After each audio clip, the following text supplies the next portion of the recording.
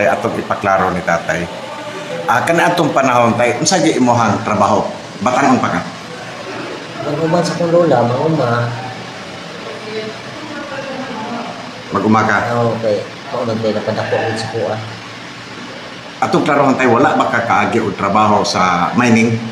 Kalot-kalot ang bulawan. Sa tinuod lang wala gyud ko kaabot ko tang napitan at diha. Wala kadungdog asa dapit nang ingon lang diwalwal. Tinuod lang diwa, di ko kaabot ang napitan.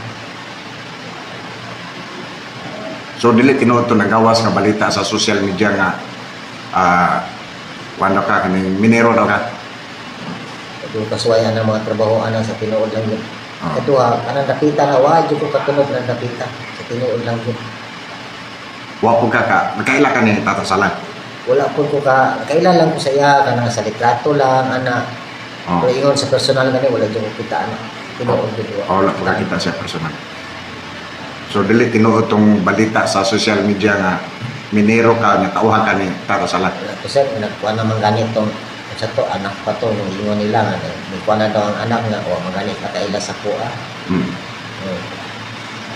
Ito ko mapangat. Nya ana lugar wa ko kakabot.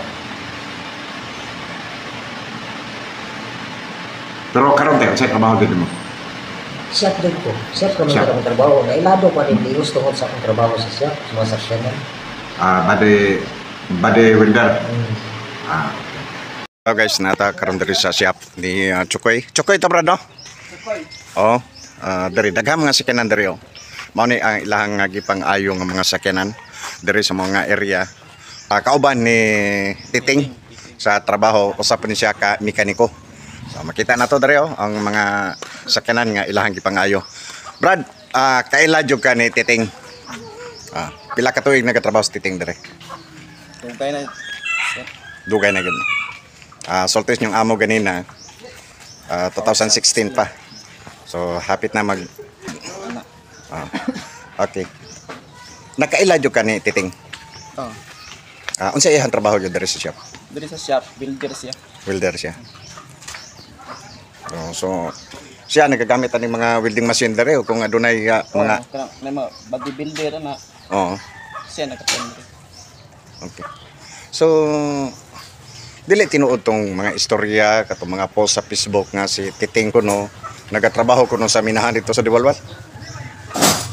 Murag wala po ko pa ng inana. Ako diri naman ko nagtrabaho ko.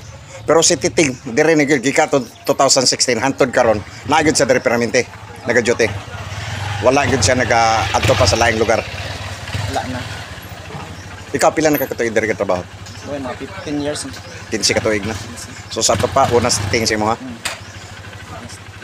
Unsay kasulti nimo atong uban nga mga komentor nga si Titing dunay kalambigitan sa pag pusil patay sa usa ka kapitan diri sa Barangay 3 de Mayo. Kasi Titing sa tinuod lang wala jud nay kuan kalambigitan na ng inana nga trabaho. Okay. Diri mo jud nagtrabaho sa kuan shop. Anang adlaw. Nga pagkagabi Pagkagabi siguro mapinat sila sa ilang kuan. Kita sa pitaka ba ana. Ingan mo tong iyang kuan nga mas nay libreng bugas atong kapitan mo. Mapagyato niya. Turnover niya. So sa to pa mo tuod ka nga si Titing wa gyud kalambigitan. Wala jud. Kinsa pangalagan nato brad? Kuan Maynard Steven sir. Minag. Okay, na mga kauban karon ni Titing nga mekaniko. Daghan mga sakyanan nga giyapang parking. Ilado po ning shop diri sa Maygadigos sa city. Sa Porok Milina. Porok di Milina. Unsa nga lugar ni? Mabini? Lim Extension sa Digos sa city. Unsa last nga gitrabaho ni Titing? Katong pagkahit. So Honda nga kuan ito sir. Asa ni nga sakyanan? Pwede to tanawon. Ay gi-welding si Titing. Dari napita. Kana? Aka to? Mo to yung trabaho. Unsa gitrabaho ra? Pwede na to dolon. Steering rack, leaking. Nya unsa man niya? Balik na po siya kapag leaking. Leaking ra paabot ana karon kay alang bigit na sa inana. Asa ni kanay? Tanggong ba? So siya nagatrabaho ani atong adlawan. So wa pa nay tabok tong kuan. Lagi pagkagabi Gabi mo na to. motong. So kani mo ni. Mo na sir. So mo ni yang gitrabaho nga nabiyaan niya. So unsa diferensya daning kuan na? Kuan, steering rack mo na sir. Ilisan. Gilisan. Ang Leaking ba sa? okay, so mo ni nga sakyanan ang iyang ginaayo anang adlaw nga pagkagabi nag-turnover siya og pitaka. Okay, na mga kauban niya diri nga mekaniko. Para tong ipaklaro gyud kay luoy po kay tao ng tao nga pasanginlan nga dunay kalambigitan sa mao nga hitabo.